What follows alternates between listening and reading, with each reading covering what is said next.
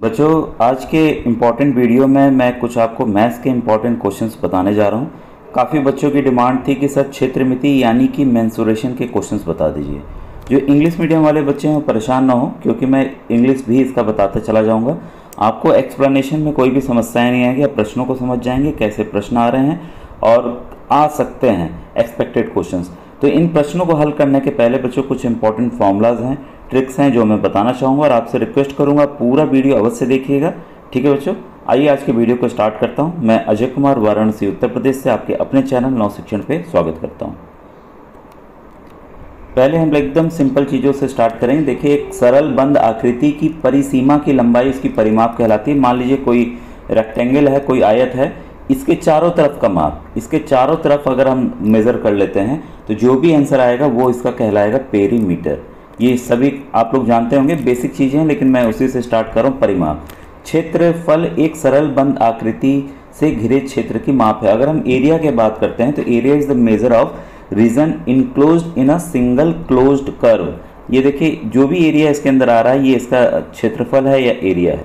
ठीक है, इसके बाद है एक आयत का परिमाप। जो आपका रेक्टेंगल होता है उसका बच्चों पेरीमीटर आपको पता है 2 इंटू लेंथ प्लस ब्रेथ होता है। क्लियर हो गया। अब हम बहुत तेजी से बढ़ेंगे बच्चों। एक आयत का क्षेत्रफल यानी कि एरिया ऑफ रेक्टेंगल सबको पता है, लेंथ इंटू ब्रेथ होता है, लंबाई गुणा चौड़ाई। एक वर्ग का परिमाप 4 इंटू साइड या भुजा होता है, ये पता है। फिर वर्ग का क्षेत्रफल आपको पता है, साइड इंटू साइड, ए इंटू ए कर लेते हैं। ठीक है, एक त्रिभुज का क्षेत्रफल, अगर कोई भी ट्रायंगल है, कई तरीके से फॉर्मूला हैं बच्चों इसके निकाले जाते हैं। कोई भी ट्रायंगल है मान लीजिए, तो उसका ये होता है हाफ बेस इंटू हाइट, यानी कि हाफ आधार इंटू संगत ऊंचाई। देखिए, ऊंचाई हो गई, हाइट हो गई, उसका ये बेस हो गया। ठीक है, तो आधार हो गया, तो इसका फॉर्मूला यही है, हाफ आधार इंटू संगत ऊंचाई। क्लियर है। इसके बाद आइए आते हैं एक समांतर चतुर्भुज का क्षेत्रफल, आधार गुणे संगत ऊंचाई। कोई भी चतुर्भुज है, किसी प्रकार का टेढ़ा मेढ़ा कैसा भी चतुर्भुज है, ठीक है, तो उसकी ऊंचाई लेंगे, हाइट लेंगे। ठीक है, और यहाँ पर उसकी आधार लेंगे, साथ में बेस लेंगे। ठीक है, तो हो गया आपका बेस इंटू हाइट। तो ये क्लियर हो गया फॉर्मूला। इसके बाद है एक वृत्त का, यानी कि जो सर्किल होता है उसका एरिया सबको पता है, पाई आर स्क्वायर होता है। एक समलंब का क्षेत्रफल, कोई भी समलंब है तो उसका जो क्षेत्रफल होगा, या ट्रेपेजियम, समलंब मतलब ट्रेपेजियम, तो ट्रेपेजियम का होता है बच्चों हाफ समानांतर भुजाओं का योग गुणे ऊंचाई, यानी कि sum into sum of parallel sides, sum of parallel sides into height, into height. तो इसको आप नोट कर लीजिएगा। एक सम चतुर्भुज का क्षेत्रफल, कोई एक रोम्बस है, मैंने देखिए एक फॉर्मूलाज ऐसे बताए हैं, लेकिन एक जगह फॉर्मूला आ जा रहा है तो आप उसको नोट डाउन कर लेंगे। यहाँ रोम्बस की बात हो रही है। ठीक है, रोम्बस की प्रॉपर्टीज ये सब मैं बता चुका हूँ, तो जो बच्चे नहीं देखे हैं वो प्लेलिस्ट में जाकर देख लेंगे। ठीक है, तो हाफ विकर्णों का गुणनफल, यानी कि प्रोडक्ट ऑफ द डायगोनल्स। ठीक है, जो प्रोडक्ट ऑफ द डायगोनल्स हो गए, ये रोम्बस है, यही जो उसके डायगोनल्स है विकर्ण है, उसका गुणा होता है हाफ कर देना उसका। ठीक है, इसके बाद है एक घन का पार्श्व पृष्ठीय क्षेत्रफल, इसका मतलब surface area of A cube.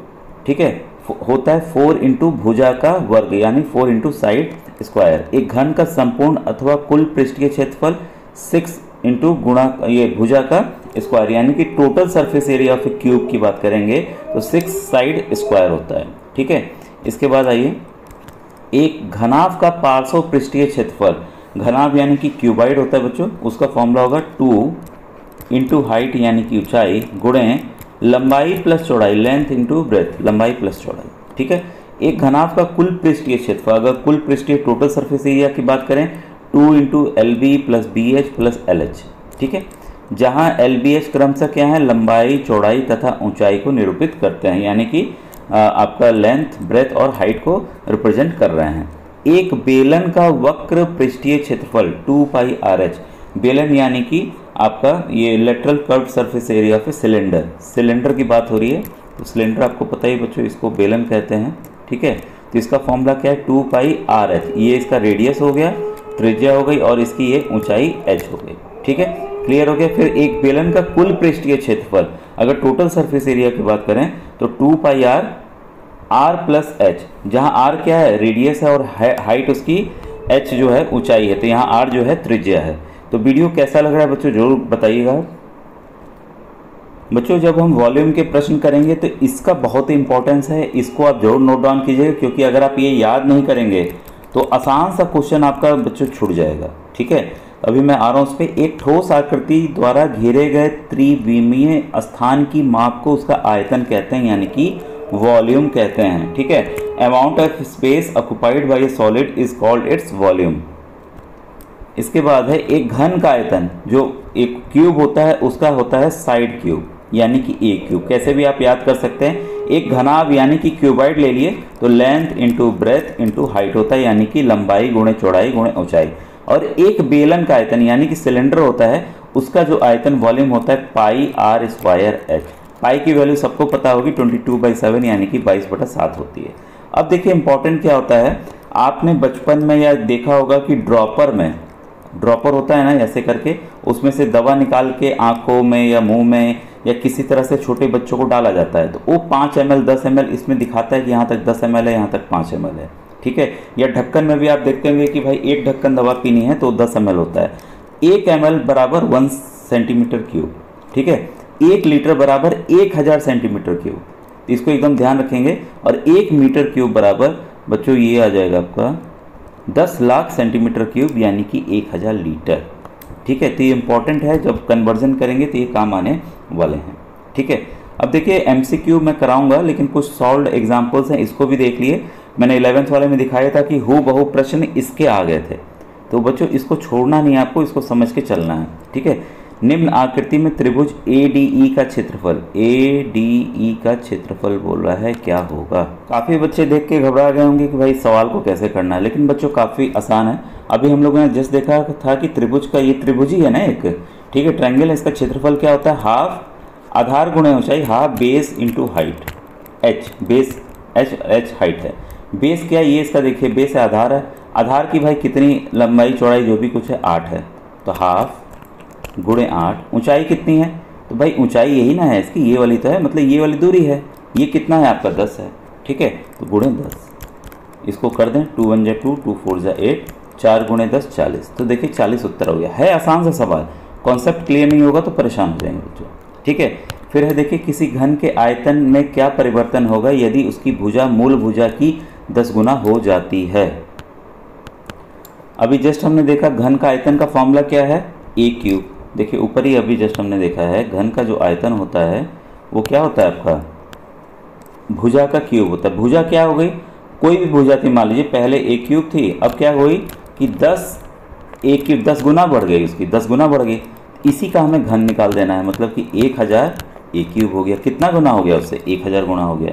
Cube का मतलब पता होगा ना बच्चों, जो भी संख्या हमने डाला उसको खुद से 3 बार गुणा करना होता है, तो 1000 आ जाएगा। ठीक है, तो इसलिए इसका उत्तर क्या हो गया, उत्तर आपका ए जो है सही है। तो देखिए आसान से प्रश्न होते हैं, बस आपको उसको समझ के चलना है।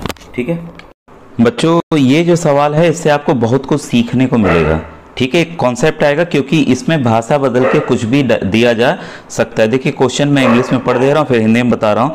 160 metre cube of water is to be use to irrigate a rectangular field whose area is 800 metre square.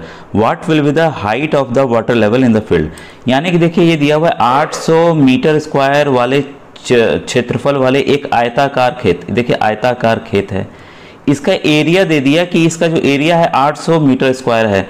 फिर इसमें दे दिया है सिंचाई के लिए 160 मीटर क्यूब जल का प्रयोग। भाई पानी हमने डाल दिया पाइप से, ठीक है, तो इसमें 160 मीटर क्यूब जल का वॉल्यूम, मतलब इतना वॉल्यूम पानी, भाई एक बोतल लीटर पानी होता है ना, 1 लीटर, तो वैसे ही बोतल पानी डालते गए या पाइप से डालते गए तो इतना वॉल्यूम उसमें पानी डाल दिया गया। इस खेत में जल स्तर की ऊंचाई क्या होगी, तो इसमें पूछ रहा है अगर पानी इस खेत में डाला गया तो पानी कितनी ऊंचाई तक जाएगा। तो काफी अच्छा प्रश्न है। इसमें बच्चों कॉन्सेप्ट बस यही है कि जितना खेत में पानी जितने वॉल्यूम का डाला गया उतने इसके वॉल्यूम का ले लेंगे कि ऊंचाई जो पानी की क्षेत्रफल है उसकी ऊंचाई के साथ। देखिए ये खुद ही एरिया, जैसे वॉल्यूम का आपको बताता हूँ, वॉल्यूम क्या होता है, लंबाई गुणे चौड़ाई गुणे ऊंचाई, यही ना होता है। इसको समझिएगा बच्चों, ठीक है, ये काफी इंपॉर्टेंट है।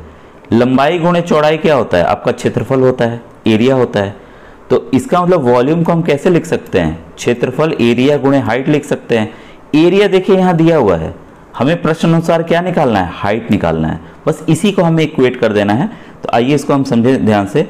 जल का आयतन ऑलरेडी दिया हुआ है, आयताकार खेत का क्षेत्रफल मतलब एरिया ऑफ द फील्ड कितना दिया हुआ है, 800 मीटर स्क्वायर। ठीक है, हमने मान लिया कि खेत के में जो जल स्तर की ऊंचाई होगी h मीटर होगी। ठीक है, तो जल का आयतन बराबर खेत पर जल द्वारा बनाए गए घनाभ का आयतन। अब देखिए आयताकार खेत है, पानी भरेंगे तो भाई आयताकार, उसमें जो एक्चुअल, आप इस ऐसे सोचिए कि एक छोटा सा बर्तन है आयताकार, भाई पानी तो उसी का शेप ले लेता है ना जिसमें हम डालते हैं। अगर ग्लास में डालेंगे तो सिलेंडर बेलन का आकार ले लेगा, तो खेत में भी वो आयताकार ही लेगा। ऊंचाई उसकी घनाभ, एक घनाभ बनाएगा जिसकी ऊंचाई जो है वो कुछ रहेगी जितना हम पानी भरेंगे। ठीक है, इसी का हमें इस्तेमाल करना है। आधार 160 आधार का क्षेत्रफल गुणे ऊंचाई। ठीक है, इसी को हमने इक्वेट किया और क्रॉस मल्टीप्लाई किया। h को हमें अकेला करना है तो 800 को लेकर नीचे भाग किए। ठीक है, कट्टम गुट्टा खेले तो आगे आपका 0.2 मीटर।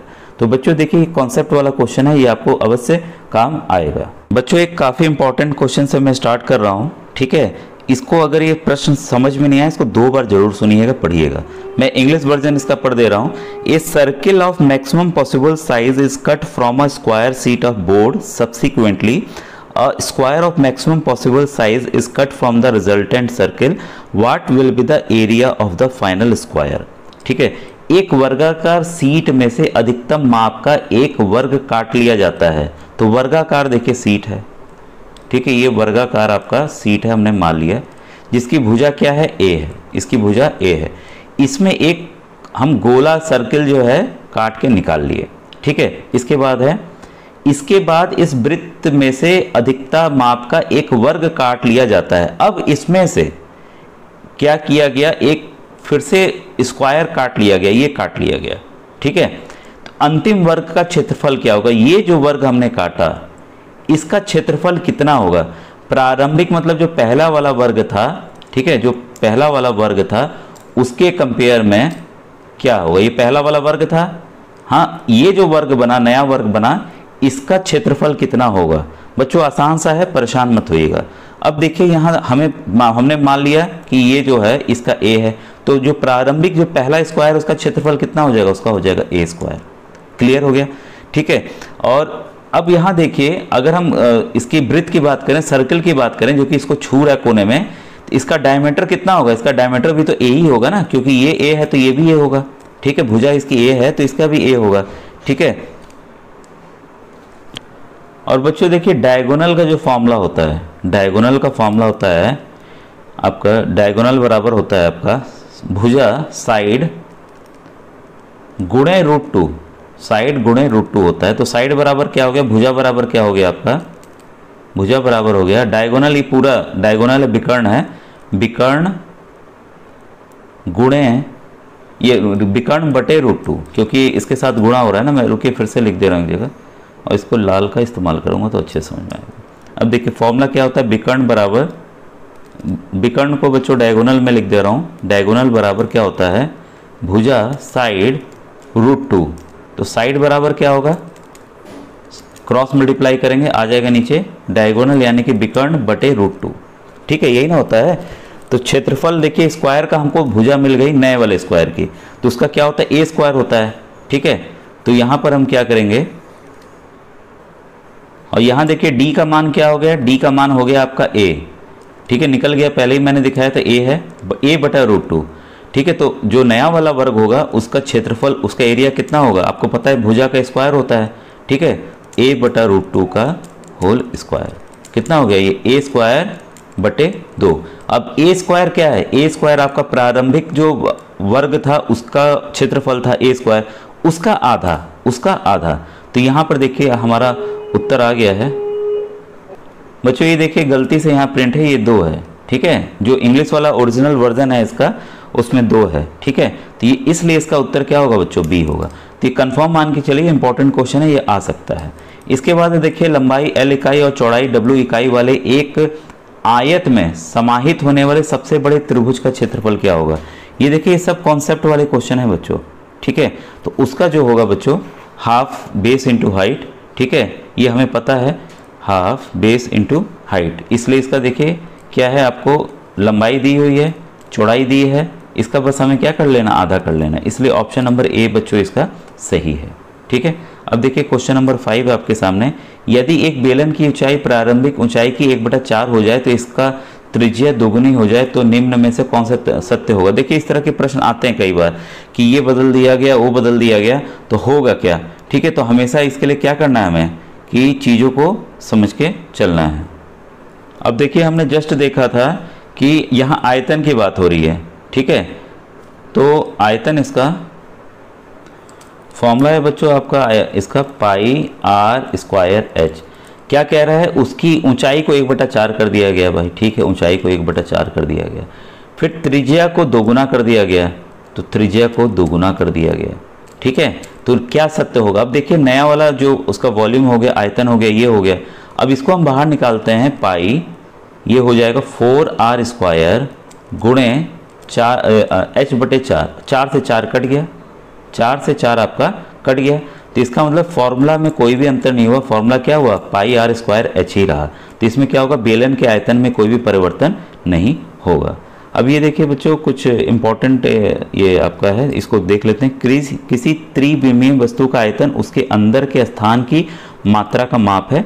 ठीक है, तो जब भी ऐसा हो तो इसमें आप ध्यान रखेंगे कि जो भी इसका साइड हो उसी का हमें क्या कर देना है, क्यूब कर देना है, यानी कि घन निकाल लेना है। ठीक है, अब ये देखिए बच्चों फॉर्मूला बेस है, ये मैं आपको होमवर्क दे रहा हूँ, सिंपल है। यदि एक बेलन की ऊंचाई प्रारंभिक ऊंचाई की 1/4 हो जाए तो त्रिज्या दोगुनी हो जाए तो निम्न में से कौन सा सत्य होगा। यानी कि if the height of the cylinder becomes 1/4 of the original height and the radius is double then which of the following will be true. इसका आंसर आप बताइएगा। इसके बाद देखिए क्वेश्चन नंबर 7 है। यदि एक बेलन की ऊंचाई प्रारंभिक ऊंचाई की 1/4 हो जाए तो त्रिज्या दोगुनी हो जाए तो निम्न में से कौन सा सत्य होगा। तो 7th का भी आप आंसर आप बताएंगे कि क्या होगा। ठीक है, क्वेश्चन नंबर 8 है आपके सामने। इसमें पूछ रहा है किसी घनाभ के एक ही बिंदु पर मिलने वाले फलकों का क्षेत्रफल 6 सेंटीमीटर और 15 सेंटीमीटर स्क्वायर और 10 सेंटीमीटर, तो इस घनाभ का आयतन क्या होगा। ठीक है, तो इसको बच्चों आपको पता है, ये वाला सवाल मैं बच्चों बता देता हूँ। यहाँ पर देखिए वॉल्यूम ऑफ क्यूबॉइड यानी कि आयतन जो घनाभ का होता है क्या होता है, लंबाई गुणे चौड़ाई गुणे ऊंचाई, यही ना होता है। ठीक है, तो जो पहली वाली कंडीशन दी है, ठीक है 6 वाली की, उसका क्षेत्रफल एक फलक का 6 है, तो हम बारी बारी से सबको ले लेते हैं। 6 बराबर एक फलक का ले लिया लंबाई गुणे चौड़ाई। ठीक है, फिर दूसरे का ले लेते हैं, 15 है तो लंबाई गुणे ऊंचाई ले लेते हैं। फिर तीसरे का 10 दिया हुआ है तो इसको हम ले लेते हैं आधा चौड़ाई गुणे ऊंचाई। तो 3 तरह के हमने ले लिए। अब हम क्या करेंगे, आपस को सबको गुणा कर दीजिए, इसको इधर वाले को, इसको इधर वाले को गुणा कर देते हैं। ठीक है, तो इसको मैं मिटा दे रहा हूँ, आप नोट डाउन कर लीजिएगा। जब हम गुणा करते हैं इसको, ठीक है, तो ये आ जाएगा आपका 6 गुणे 15 गुणे 10 बराबर L square B square H square. ठीक है, अब हमें क्या पता, आपको पता है आयतन बराबर क्या होता है, L into B into H होता है। बस हमें दोनों तरफ क्या करना है, वर्ग ले लेना है। वर्ग कर लेंगे तो ये LBH बराबर लंबाई गुणे चौड़ाई गुणे ऊंचाई बराबर, इसका अगर हम वैल्यू डाल के इसका क्या करेंगे, हम लोग वर्गमूल ले लेते हैं, तो इसका आ जाएगा बच्चों 30 सेंटीमीटर क्यूब। ठीक है, तो ये इसका आंसर है ऑप्शन नंबर ए। बच्चों प्लेलिस्ट जरूर देखा कीजिए, उसमें ऑलरेडी मैंने प्रश्नों को काफ़ी हल किया हुआ है। ठीक है, अब देखिए ये क्वेश्चन नंबर है 9 आपके सामने। एक समषणभुज त्रिज्या r वाले एक वृत्त के अंतर्गत है, इस समषणभुज का परिमाप क्या है। तो इसमें है regular hexagon is inscribed in a circle of radius r, the perimeter of the regular hexagon is. Hexagon है तो उसका पेरीमीटर कितना हो जाएगा आपका, 6r हो जाएगा बच्चों। ठीक है, तो 9th का आपका ऑप्शन नंबर बी सही, क्योंकि 6 साइड है ना बच्चों, 6 साइड है, 6 भुजाएं हैं, उसको हम बना लेंगे 6 भुजाएं। देखिए 1 2 3 4 5 6। ठीक है, इसके बाद ये वाला क्वेश्चन मैं आपको दे देता हूँ, क्वेश्चन नंबर 10।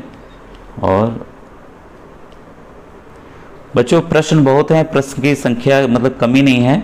आप ये सभी प्रश्न इसको नोट डाउन कीजिए। ठीक है, जो जो नहीं आएंगे वो मैं ज़रूर बताऊंगा बच्चों। इसमें से जो टफर क्वेश्चन है आप कमेंट सेक्शन कीजिएगा कि ये नहीं आया। ठीक है, मैं आंसर अगर आप बोले मैं आंसर बता दे रहा हूँ यहाँ पर आपको। ठीक है, ये आंसर है आपका 11 का है बच्चों सी। ठीक है, मैं आंसर बता रहा हूँ, ध्यान दीजिए, जो नहीं आएगा कमेंट में लिखिएगा। 12 का डी।